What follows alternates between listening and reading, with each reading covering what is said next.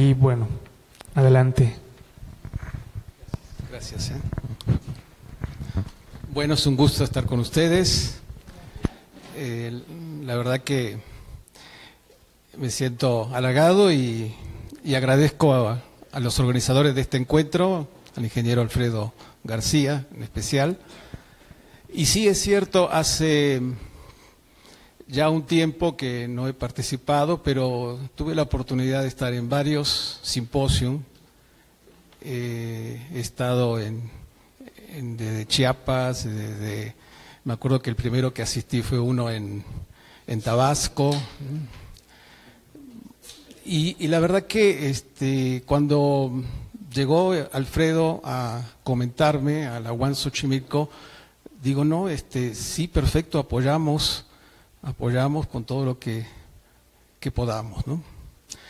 Por eso agradezco que estar aquí con ustedes en este encuentro y considerando que el tema de la tecnología en la educación, la computación aplicada en la educación, es que quisimos presentar con Ricardo una reflexión en primera instancia y luego unas propuestas. Esto pensando en el simposio del próximo año. Y después de escuchar la conferencia tan interesante que también nos llevó a reflexionar sobre esos aspectos de la vida, ahora vamos a reflexionar sobre la educación en línea. Por eso le llamamos Salvemos a la educación en línea, y retomando históricamente algunos datos, voy a ir haciendo un recorrido para luego dejar que Ricardo presente la propuesta. Cuando me hice cargo de la coordinación de educación continua en la UAM Xochimilco, en la Universidad Autónoma Metropolitana, Unidad Xochimilco, encontré que teníamos muchos cursos y diplomados presenciales, temas muy interesantes que mucha gente hablaba, pero decía, Xochimilco está muy lejos, ¿sí? Tengo que cruzar la ciudad. Gente que nos hablaba de los estados, de otras ciudades. ¿Y por qué no lo hacen en línea? Encontré en la coordinación esa situación de que nada más estábamos en una situación un poco precaria en difundir. Es decir, necesitábamos visibilidad. La UAM tiene ese problema, estamos mucho hacia adentro, no damos a conocer lo que hacemos. No sé si será la idiosincrasia de todos los profesores, de todos los funcionarios que estamos en la UAM, pero por eso no se la conoce y hacemos cosas muy, muy interesantes que es necesario compartirlas. Y iniciamos con Ricardo este proceso a través de cursos en línea, diplomados en línea, que nos visibilicen un poco mejor. ¿Sí? Yo quisiera comenzar haciéndoles algunas preguntas, que sean sinceros, levanten la mano y la anterior, que no nos funciona bien esto. ¿Quién de ustedes ha tomado un curso de educación en línea? Muy bien. ¿Quién de ustedes ha tomado más de 100 horas en línea? También todo. ¿Quién de ustedes ha cruzado unos cursos masivos? Muy bien. No se vale, Ricardo, ¿no? Qué tonto.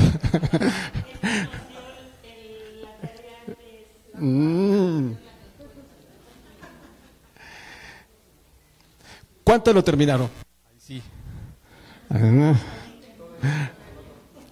Ahí sí todos nos levantaron las manos. ¿Qué prefieren, la educación a distancia o presencial? ¿Presencial?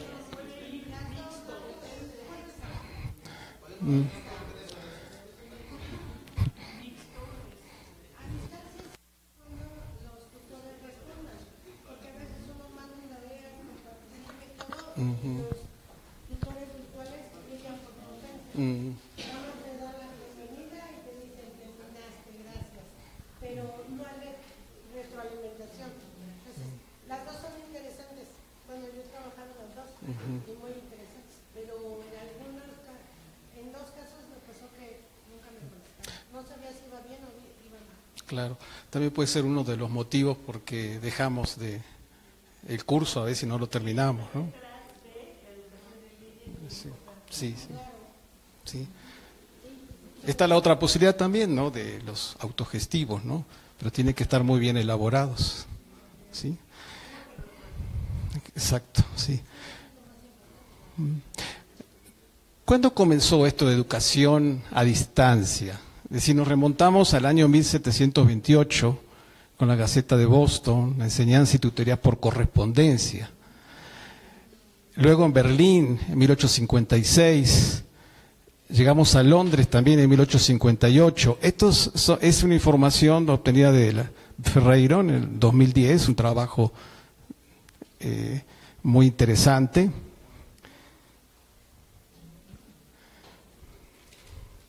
La siguiente, por favor. No funciona. Y en México, ¿qué tenemos?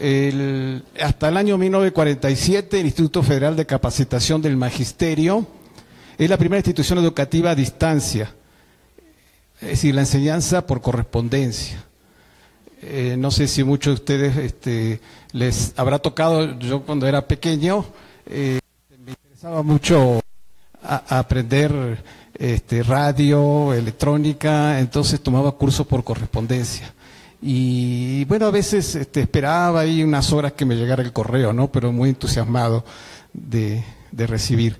La telesecundaria en 1968. ¿Perdón? El Instituto Patrulla. Sí, exacto. Sí, exacto, sí. Sí, exacto.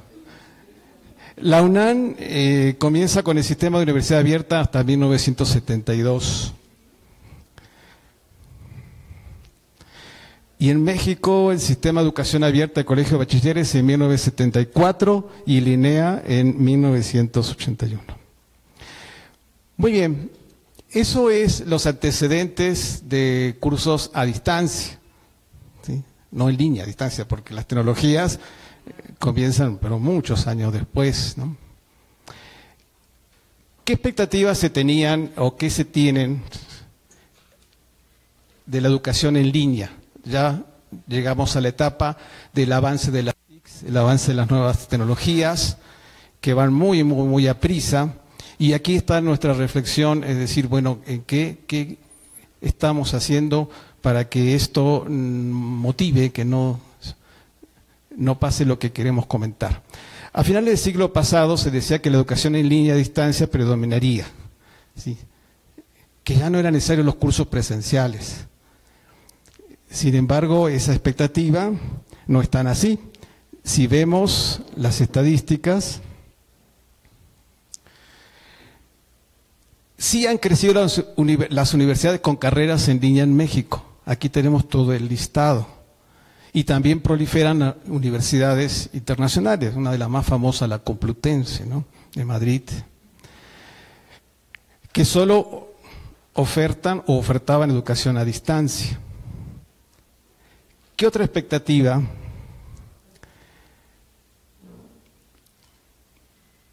¿Ha habido impulso a la educación a distancia? Bueno, si recuerdan, hay mucha oferta educativa, mucho dinero en su momento, de acuerdo a la información en el periódico de La Razón, y luego aparece el proyecto en la época de Fox, ¿sí? ¿Se acuerdan del presidente Fox? Nos trajo este proyecto de educación a distancia, el proyecto @campus, ¿sí?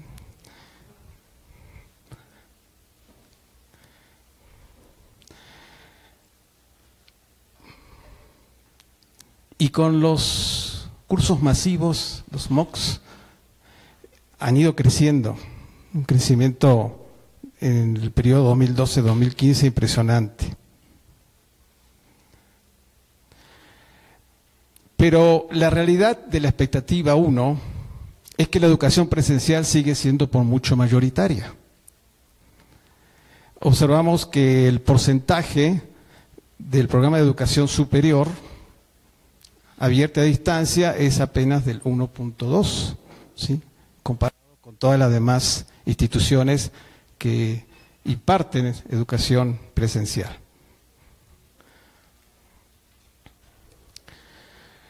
En cuanto a la parte masiva y la educación en línea en general se les critica por su baja eficiencia terminal. Esto, por eso era la pregunta, acá estamos en el medio, digamos que el que más que menos se tomó un curso y lo terminó, pero sin embargo no es el comportamiento de la mayoría. Hay una nota del Excelsior que dice que la educación a distancia dejan la carrera sin iniciarla.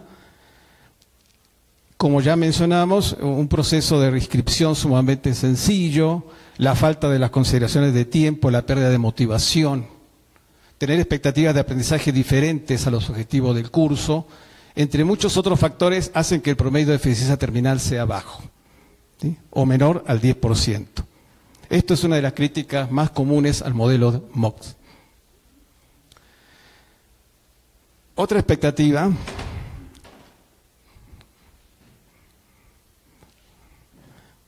la expectativa 2. A principios de este siglo se decía que los objetos de aprendizaje predominarían en la educación en línea y a distancia. Sin embargo,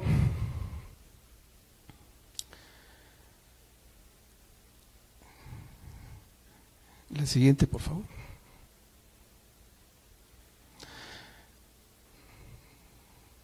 Faltó una anterior. Perdón, es que la tecnología nos está fallando aquí con este señalador.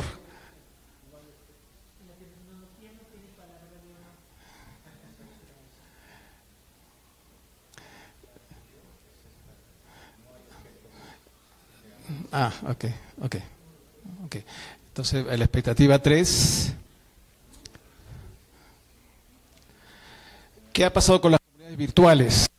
Las comunidades virtuales, hay algunas que han proliferado, como Khan Academy, pero sin embargo otras como que se han perdido. Alguna que otra todavía se conocen, pero las personas se entusiasman en un principio y ya después van abandonando, ¿no? Ya de a poquito se van saliendo. Es como los grupos en WhatsApp, ¿no? Al principio están todos ahí y de a poquito se van. Ya se salió del grupo, ¿no? Ya, ¿sí? Ya cuando no hay interés. La expectativa 4, la anterior, por favor. Los foros son un excelente recurso para el aprendizaje colaborativo. A los participantes les encanta. Bueno, esa era la expectativa. Sin embargo, veamos lo que dicen los participantes de una encuesta en la Universidad Pedagógica Nacional, en donde vemos que la mayoría no dice que está satisfecho con los foros, ¿sí? Aparece en un porcentaje mucho menor. La mayoría dice que lo que más le gustó de esta especialización en línea es poder aplicar esos conocimientos, ¿sí? Así también, como vemos acá, casi el 60%, los contenidos. Pero ¿dónde está lo de los foros? Está en el 7.41%. O sea que a los foros no les agradó mucho. La siguiente, por favor. ¿Qué es lo que más les disgustó de la especialización? Elija los 3 principales motivos y, bueno, esos fueron otros motivos, ahí la mayoría de otros motivos. El aprendizaje, ¿sí? La estructura del curso y el trabajo colaborativo. Eso es lo que más les disgustó a estos participantes de una especialización en línea. Sí, de los foros, estamos refiriendo a los foros. Sí. Muy bien, entonces como aterrizando todas estas expectativas, la educación en línea es como la presencial, es uno de los mitos. Sin embargo, no es así. Es decir, la mayoría de nuestros profesores dicen, sí, yo soy capaz, yo me preparo un curso en línea, ¿sí? pero de repente cuando uno empieza a platicar, bueno, un curso en línea, los contenidos, el expertise, en fin, el diseño instruccional, y se quedan y abren los ojos. No es tan fácil hacer un curso en línea. ¿Sí? Entonces son los mitos. Que la educación en línea es como la presencial. No es así. Con un Moodle ya la hacemos. Nuestros profesores pueden hacer educación en línea, eso dicen nuestros funcionarios. ¿Sí? Educación. Exacto. ¿Sí? Organizamos cursos para elaborar objetos de aprendizaje, para hacer un diseño instruccional. ¿Y cuántos cree que llegan y terminan? Llegan pocos y terminan pocos. ¿Sí? Entonces, ¿cómo podemos decir que nuestros profesores, cualquiera de ellos puede hacer educación en línea? Será muy bueno en educación presencial, será muy bueno en su clase de matemática, de economía, de filosofía, pero cuando le pedimos que, a ver, por favor, ¿puede preparar un curso? ¿Nos puede ayudar a preparar un curso en línea? Y lo vemos continuamente. El área de sistemas puede hacer educación en línea, ¿es cierto? El área de sistemas, sí, nuestros compañeros informáticos, sí. Y lo que dicen, eso sí, exacto, eso sí, sí. No, es todo un conjunto que tiene que coordinarse. Y otro mito es, ya tenemos educación en línea. Así, cuando hablo con alguno de nuestros funcionarios, dice, pero si ya tenemos todo, la universidad tiene varios campus, ¿no? Unidades. Y uno empieza a investigar y sí, tienen plataforma, pero a ver qué tienen, ¿no? A ver cómo lo tienen, ¿no? Eso no es, ¿no? Si hablamos de la Universidad de Guadalajara es otra historia, ¿no? Pero la UAN le falta mucho todavía. Yo quisiera que Ricardo comentara ahora la propuesta y que nos motivara para el Simposium 2018 a hacer y elaborar trabajos que realmente aportemos a la computación en educación. La verdad que estamos contentos de que hayan pensado en nosotros, a nuestros alumnos de la Unidad Xochimilco, que aproximadamente tenemos en licenciatura 15.000 estudiantes y unos 2.000 a 3.000 de posgrados. Yo creo que esto va a ser una oportunidad única de que puedan ver trabajos y cómo utilizar la tecnología de la educación. Muchas gracias por su atención. Muchas gracias. De acuerdo. Bueno, pues es cierto lo que decía el doctor Germán Escorcia ayer, de que vivimos en un escenario mutante. Nosotros habíamos tenido expectativas desde finales del siglo pasado y hemos visto que algunas se han cumplido, pero otras no.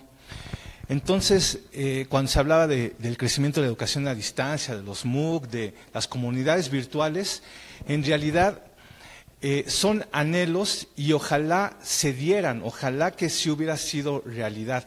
Y hablo que, por ejemplo, que hubiera sido realidad de un mayor crecimiento de la educación en línea, que no estoy hablando en este caso de educación a distancia, pero sí en línea. Hubiera sido muy bueno, por ejemplo, contar con más comunidades virtuales, como se decía antes, o por ejemplo, que un foro de discusión funcionara, o que los MOOC tuvieran mucho mayor eficiencia terminal, pero eso no se ha dado. Esas predicciones no han sido reales y eso tiene que ver mucho con cosas muy concretas, pero también porque no es tan sencillo. Por ejemplo, un foro de discusión en línea requiere de habilidades de colaboración, de habilidades superiores de pensamiento y de que un grupo de personas pueda hacer colaborativamente, por ejemplo, conclusiones de una discusión. O sea, por ejemplo, que las personas antes de hacer las conclusiones puedan debatir en línea. Y lo que hemos visto es que en general en la educación formal no se nos enseña a debatir, a discutir ideas. Entonces ponemos un foro de discusión y lo que hay muchas veces son las respuestas a las preguntas, como si cada quien estuviera solo, y cuando pedimos, de verdad, a mí me ha tocado desde el 2007 estar trabajando con foros, y de veras yo creo que foros en donde se pueda discutir y donde pueda haber un consenso o unas conclusiones grupales, pocas veces se dan, ¿verdad? Y muchas veces es porque a los alumnos les cuesta trabajo, por supuesto, porque no tienen la capacitación para ellos, pero también a los tutores en línea les cuesta trabajo moderar un foro. Entonces, el hecho de que estas cosas no se hayan dado no significa que no debieran darse. Queremos que se den, o sea, queremos que todos estos proyectos sean exitosos, pero sí hace falta más. Entonces, pues vamos a ver algunas estrategias que podríamos proponer, ¿de acuerdo? En primer lugar, lo idóneo ya no sería hablar por un lado de educación presencial y por un lado de educación en línea. Tienen que juntarse, tienen que ser una pareja unida, ¿de acuerdo? A mí me da gusto que inclusive ayer el doctor Ruiz Velasco sí habló de eso, de la educación.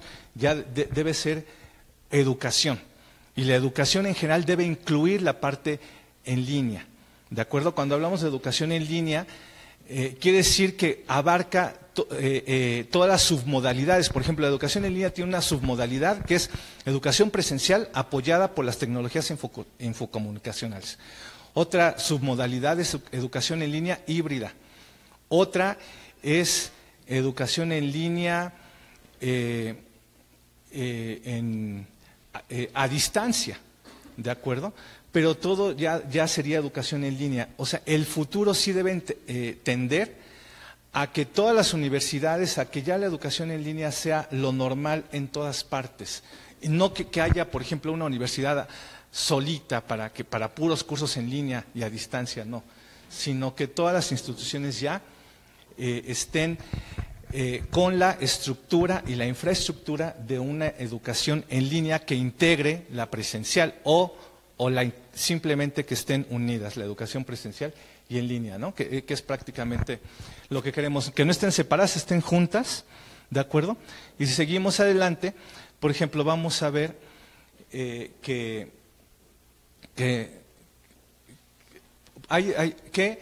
es importante reconocer que ninguna institución sola tiene todos los recursos que necesitamos, ¿de acuerdo? Y eso se puede apoyar más con la educación en línea. Yo me acuerdo que hace tiempo estábamos en el ILSE, si hacíamos un curso de educación, decíamos, a ver, por ejemplo, ¿quién es la mejor persona en México para robótica educativa? Llamábamos al doctor Ruiz Velasco y él daba un video y lo teníamos en nuestros cursos del ILSE, que es de la UNAM. Y si queríamos, oye, ¿quién puede hablar de informática? Pues llevábamos a alguien del Politécnico, por ejemplo, Marina Vicario, y la teníamos, ¿no? Decíamos, íbamos a hacer un módulo de comunicación. ¿Quién es de los mejores comunicólogos en México? Pues el doctor Guillermo Orozco de la Universidad Virtual de Guadalajara. Pues lo traíamos. Entonces, una institución con sus propios medios no tiene como la posibilidad de hacer todo. Deberíamos de reconocer que todas las universidades debemos de tener la posibilidad de buscar el intercambio y la interrelación con otras instituciones. ¿De acuerdo? Ok, entonces, si seguimos adelante, hay que recordar los beneficios de la educación en línea. A ver, nada más así, una palabra. En una palabra, por favor, si me dicen beneficios de la educación en línea. El tiempo, ¿verdad? Que uno no tiene un horario, puede acomodar su tiempo. Economía, ok, bueno. La comodidad de poder estudiar a tu ritmo, en tu horario, ¿verdad? O sea, de poder organizarte. ¿De acuerdo? ¿Perdón? Autonomía, un aprendizaje autónomo. La comunicación, la posibilidad de colaborar por redes de intercambio. La apertura. Así es. Y también pues simplemente nos ahorramos el traslado de un lugar a otro, ¿verdad? O sea, puede ser ubicua porque en cualquier lugar que estemos con el solo hecho de tener un dispositivo y tener internet, ya podemos estar realizando los procesos de aprendizaje. Además, pues tiene la educación en línea, pues las posibilidades de utilizar todos los medios audiovisuales que puede contener un dispositivo, ¿de acuerdo? Y los medios de comunicación y de interacción, ¿de acuerdo? Ahora, también es importante tener en cuenta que cuando hablamos de educación en línea, y debería decir en general, cuando hablamos de educación, siempre hablamos de 4 dimensiones que solamente se refieren al proceso de aprendizaje-enseñanza. Por ejemplo, una es la dimensión académica, otra es la dimensión tecnológica, ¿de acuerdo? Otra es la dimensión operativa. La operativa es cómo vamos a acercar al usuario todos los medios de educación a distancia. Tiene que ver con la comunicación.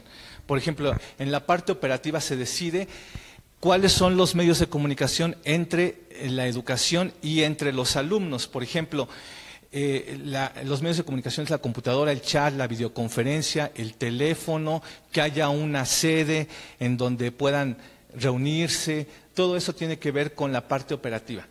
Y otra dimensión importante de la educación es la evaluación. En este caso no me refiero a evaluación del aprendizaje de los alumnos, sino a la evaluación del mismo proyecto. Que haya instrumentos que nos permitan saber en cada momento qué estamos haciendo bien para seguirlo haciendo así y en qué nos estamos equivocando para poder hacer las correcciones. Porque muchas veces cuando empezamos a hacer un proyecto educativo, nosotros tenemos expectativas de que las cosas van a ser de una forma, pero resulta que no son así. Entonces es importante saber inmediatamente monitorear lo que se está de alguna forma obviando o está siendo débil para irlo corrigiendo. ¿De acuerdo? Sí, de hecho la dimensión administrativa también la estamos incluyendo, pero en este caso estaba hablando más que nada del proceso de aprendizaje-enseñanza, que por supuesto tiene mucho que ver con la parte administrativa, ¿de acuerdo? Que es fundamental, y la parte también de difusión. De acuerdo. Pero, ok, entonces, nosotros necesitamos estos recursos para hacer educación en línea, y algunos los tenemos en nuestras universidades, algunos no. Por ejemplo, necesitamos una infraestructura tecnológica, necesitamos diseñadores didácticos, producción audiovisual, necesitamos expertos en los contenidos. Necesitamos la producción de los materiales digitales. En este caso me refiero a producción de materiales interactivos para que los alumnos puedan ir practicando con ellos. Y necesitamos también tutores en línea. ¿De acuerdo? Difícilmente una universidad tiene todo esto. Por ejemplo, lo que sí tienen las universidades son los expertos. Por ejemplo, los profesores son los expertos. ¿De acuerdo? Pero por eso también decimos que no basta con los profesores para hacer educación en línea, porque si ya tenemos a los profesores, perfecto, ya tenemos los expertos, pero todo lo demás, y a lo mejor en el área de sistemas ya tenemos la infraestructura tecnológica, pero aún así nos hacen falta más componentes, ¿de acuerdo? Entonces, siguiendo con esto, podemos, bueno, todo este es el proceso que se realiza para hacer, por ejemplo, un objeto de aprendizaje o una lección en línea, ¿de acuerdo? O sea, primero tenemos que tener capacitación hacia todos los actores involucrados. Después, los expertos nos dan sus contenidos, nos los entregan. Después, ya con los contenidos se hace un diseño didáctico y también se hacen guiones para los materiales digitales. Todo eso debe llevar corrección de estilo. Porque aquí un problema muy grave que puede haber en educación en línea es que puede estar todo muy bien, pero falta un acento, un punto, hay un error de ortografía y ya se vino abajo todo. ¿De acuerdo? Dicen que el diablo está en los detalles y hay que cuidar mucho todo eso, todo lo que se publica. Ya después pues hay que hacer la producción de objetos de aprendizaje o de materiales didácticos. Después estos tienen que tener una validación pedagógica y multimedial. Después también ya con los guiones se hace la producción de videos, animaciones interactivos, lo que corresponda. También esto debe tener una nueva revisión y aprobación. Posteriormente, ya que están aprobados, se ensamblan en un sistema de gestión de aprendizaje, se configura y ya después el programa está listo para ser operado. Ya cuando está siendo operado todo el tiempo tienes que estar siendo monitoreado, ¿de acuerdo? Entonces sí es un proceso complejo. ¿Sí? ¿Cuánto tiempo tarda todo ese proceso? Híjole, sí se tarda. Mira, sí, claro, sí, exactamente. Mire, de hecho, antes de todo esto, nosotros podríamos decir que cuando empieza un programa hay que hacer un documento base, un documento maestro, en el que se establecen los objetivos, los contenidos, la metodología, la forma de evaluar, el tiempo que dura el curso, toda una ficha técnica, pero ya desarrollada. Y ese documento es el que va a regir todos los demás procesos. ¿De acuerdo? Por ejemplo, ahora mismo nosotros tenemos un curso que tú conoces de ortografía en la UAM, que es un curso que solamente 20 horas, dura 20 horas. Pero nosotros llevamos más de 2 meses trabajando, todavía no terminamos. Sí ha sido algo bien pesado hacerlo, ¿no? Nos faltan los acentos, imagínate. No, y de repente cositas así, que ya teníamos, por ejemplo, un material ya hecho, pero la chica que había hecho el material, pues se le habían olvidado poner puntos, comas y todo, y otra vez hay que hacerlos, porque si es un curso de ortografía, no podríamos estar con eso, ¿no? Cuando se lanza por primera vez sí. Lo tardado, ¿no? Ya después. Sí. Exactamente. Mira, eso sería lo idóneo, Miguel, pero la realidad es que en toda la vida, nosotros cuando me ha tocado estar en cursos, se lanza la primera vez y ya luego lo vas a lanzar la segunda y siempre dices, híjole, le podemos mejorar esto, le podemos mejorar el otro y todo. Entonces siempre se están como actualizando, siempre están actualizando. Yo recuerdo, por ejemplo, en la maestría del ILSE, todos los módulos, nunca era un módulo igual que el otro. Siempre decíamos, no, es que este tema lo podemos profundizar más, es que este tema ya surgió algo nuevo, entonces hay que meterlo. O esto lo podemos mejorar. Siempre hay cambio. Por supuesto, la segunda vez ya es mucho más fácil. Y las siguientes, pero siempre hay adecuaciones, siempre hay cambios, siempre hay cositas que hay que ir mejorando, que hay que ir afinando. De acuerdo. Entonces, también, bueno, este es el personal que se requiere para educación en línea. Cuando yo le he enseñado a las autoridades, ¿verdad? Dicen, oye, ¿cómo es eso, no? Yo pensaba que con 2, 3 personas, pero exactamente, ¿no? Como decían, no, pues muchas veces decían, vamos a mandar al pedagogo, al de sistemas y la computadora, como dice Berito, y ya hacemos educación en línea. Y no es tan sencillo. Ahora, sí, muchas de estas actividades una persona puede hacer varias, pero sí se necesitan tomar en cuenta que es necesario para la calidad de educación en distancia. Entonces, ahora, también ya las personas que están involucradas se necesitan capacitarse.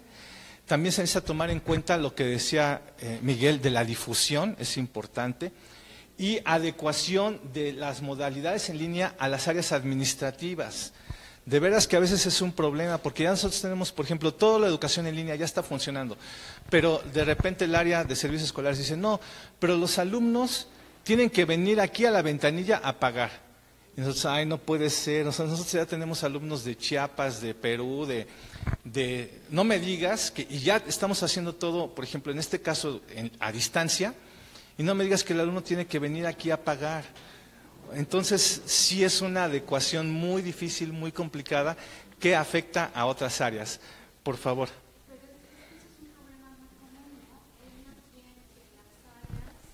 Está el micrófono. No, perdón, gracias. Que todas las áreas, no solamente administrativas, sino la parte tecnológica, sea el apoyo para la operación de los programas virtuales, ¿no? Porque suele ocurrir de que, por ejemplo, los maestros, ¿cómo les pagas si están en otro lugar, no? Las actas, la firma de actas, ¿no? O sea, son una serie de procedimientos que a veces brincan, ¿no? Exactamente. Sí, entonces, sí, hay mucho camino que andar en ese sentido. Muchas gracias. Zoila. Miren, también es importante promover en todos los cursos a distancia las competencias que están señaladas en la pantalla. El doctor Escorcia, desde hace muchos años, él ha estado hablando de la importancia de siempre tomar en cuenta, él habla las 5 Cs, ¿no? De ahí estamos tomando en cuenta, por supuesto, las Cs del doctor Escorcia. En este caso estamos destacando la colaboración, creatividad y comunicación. Es decir, no importa cuál sea el programa de educación a distancia que tú estás dando, siempre debes de enseñar a la vez colaboración, creatividad, comunicación, pero también estudio independiente, que alguien comentaba aquí, también debes enseñar pensamiento crítico, es decir, habilidades superiores del pensamiento. Ayer hablaban también de pensamiento heurístico. También cómo usar estratégicamente las TIC y, por supuesto, comportamiento ético, que es la base. ¿De acuerdo? Entonces, no importa lo que enseñes, no importa si es un curso de matemáticas, de álgebra, de biología, todo esto se debe de estar enseñando a la par, de forma explícita. Ok, ahora, sí. Complementario a ese listado, de alguna forma se debe... No se enseña, pero de alguna forma se fomenta en el estudiante, alumno inscrito al curso en línea, se fomentaría y despertaría el compromiso, responsabilidad, porque si no es así, pasa los datos que nos decía el licenciado Jorge. Hay una gran deserción y solamente pues, muy poquitos del porcentaje inicial concluyen. Entonces, aunque no esté en el listado, digamos que está entre líneas, ¿no? Ese fomento al compromiso, responsabilidad. De acuerdo. Bueno, pero sí está en el listado, porque eso que comentas es parte de estudio independiente. El estudio independiente lo retoma. De acuerdo. Ahora, aquí voy a rescatar algo que dijo el doctor Manuel Gándara hace muchos años, en el 2011, cuando se hablaba de educación en línea, y dice que es importante entender las especificidades del medio. Es decir, en la educación en línea debe visualizarse que Internet es un medio de comunicación que debe ser interactivo, intermedial, temporalmente versátil, ubicuo, masivo, flexible, relativamente barato. Y él siempre criticó, algo que por supuesto siempre hemos retomado, el famoso e-reading, porque estamos hablando de e-learning, no de e-reading. Y entonces él decía, no se recomiendan páginas estáticas, planas, sin hipervínculos o riqueza de interactividad o medios. Él le llamaba eso el síndrome de fotocopias en la red, ¿de acuerdo? Que es algo que habría que tratar de evitar, pero desafortunadamente sí está muy presente actualmente en educación en línea, ¿de acuerdo? Entonces, es decir, la educación en línea requiere un trabajo multidisciplinario y colaborativo, ¿de acuerdo? Seguimos adelante y vamos a ver cuáles son los retos también que tenemos, y ya con esto vamos a concluir. Tenemos el reto de reformular los paradigmas educativos. Ya hemos hablado mucho de los nuevos paradigmas, del conectivismo, del construccionismo, de que hay que utilizarlos, pero todavía estos paradigmas no se han visto reflejados en la práctica cotidiana, en el diseño y en la operación de cursos, no solamente en línea, sino en general. Entonces sí hay que reformularlo, pero no nada más desde un aspecto teórico, sino ya un poco más práctico. ¿De acuerdo? Y adelante tenemos otro reto de la educación, es ganar en la lucha de e-learning contra e-reading. ¿De acuerdo? Las páginas, el PDF nada más como material está bien, pero no tanto. ¿De acuerdo? O sea, debe complementarse con toda la riqueza que tiene pues las posibilidades de las tecnologías infocomunicacionales. Un problema muy grave que tenemos son los derechos de autor. Ojalá que, por ejemplo, en Internet tuviéramos como un Netflix, pero de libros, de materiales, que tú ya tuvieras todo el acceso y pudieras leer lo que tú quisieras. muchas veces los problemas en educación en línea es cómo ponemos estas lecturas disponibles para los alumnos. No tenemos los derechos y eso es muy caro. Y desafortunadamente, bueno, no, así queda entre nos, pero sí he visto varias universidades que sí digitalizan los libros y los ponen al acceso de los alumnos. O sea, eso en realidad no es correcto, ¿de acuerdo? Pero sí se está haciendo mucho. Cuando yo estuve en consorcio extranjero, nosotros mandamos a los autores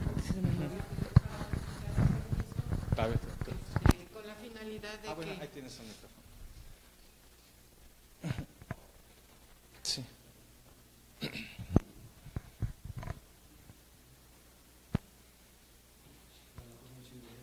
Bueno, a ver.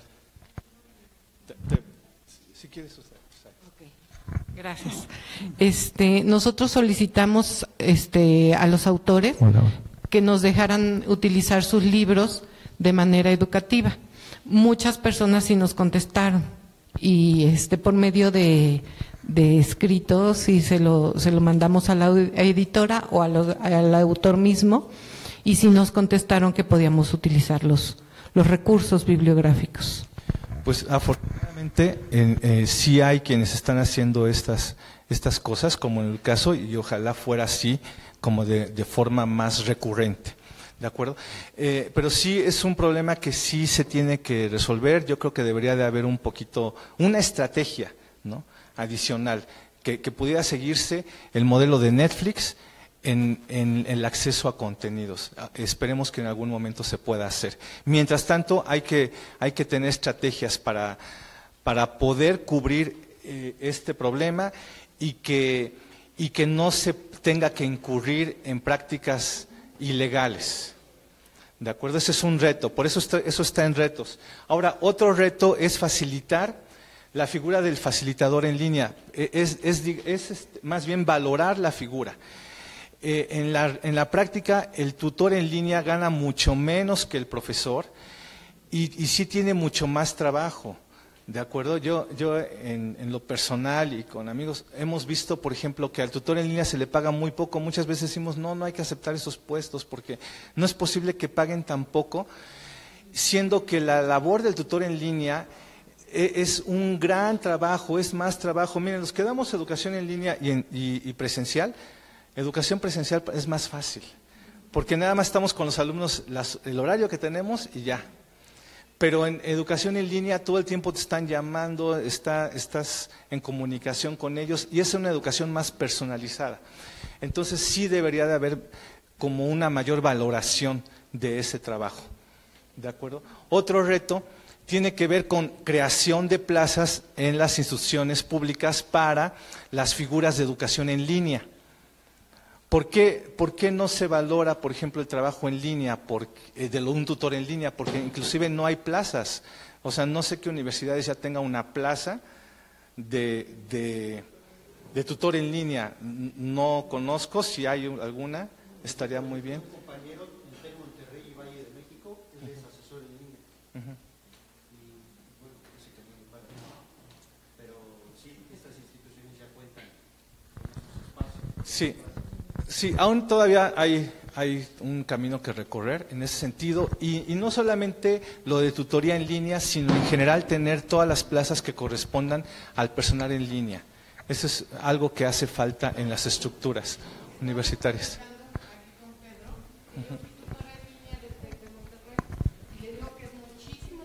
O sea, no te pagan mal, pero es muchísimo trabajo, muchísimo.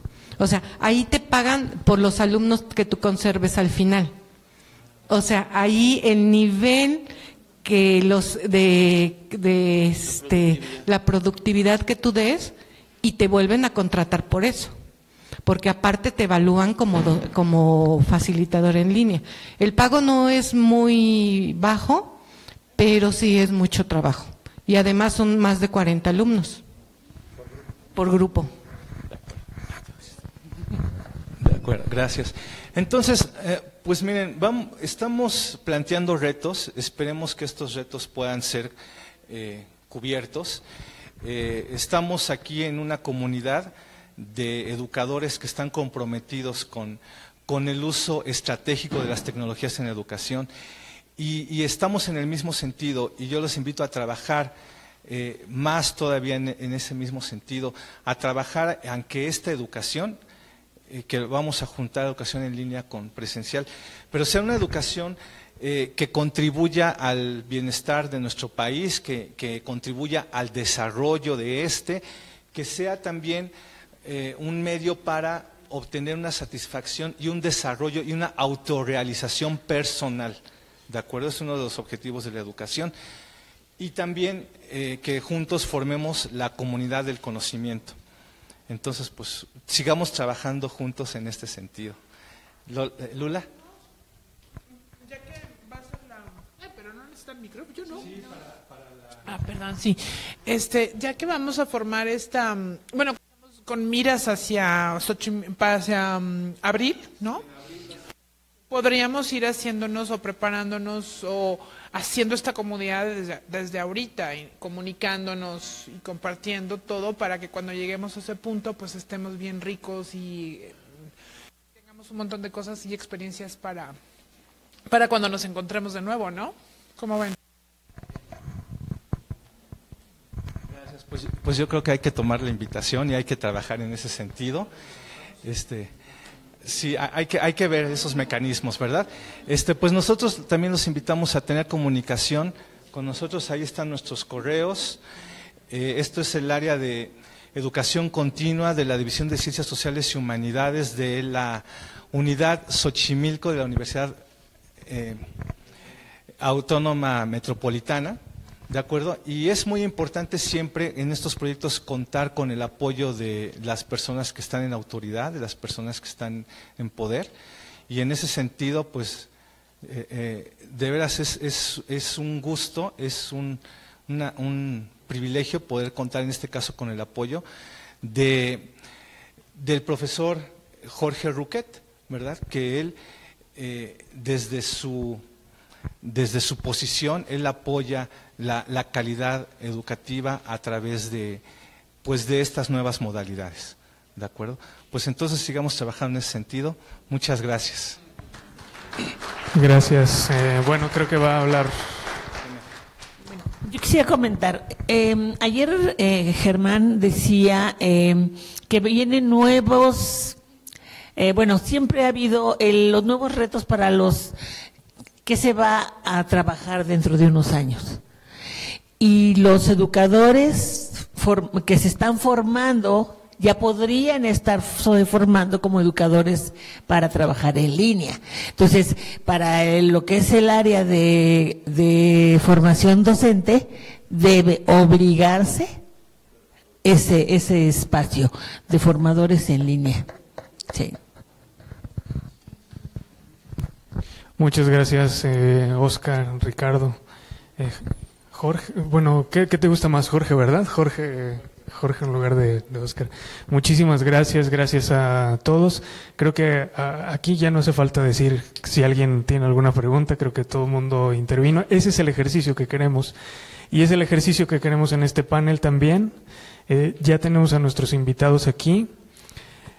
A mí me hubiera gustado subir a 10 personas acá para hablar de este tema, pero yo creo que si continuamos con este ejercicio que ya nos dejó Ricardo y Jorge, de que ustedes participen, lo del micrófono es importante porque estamos transmitiendo y porque estamos grabando, entonces en la medida de lo posible si pueden levantar la mano y les pasamos el micrófono, adelante.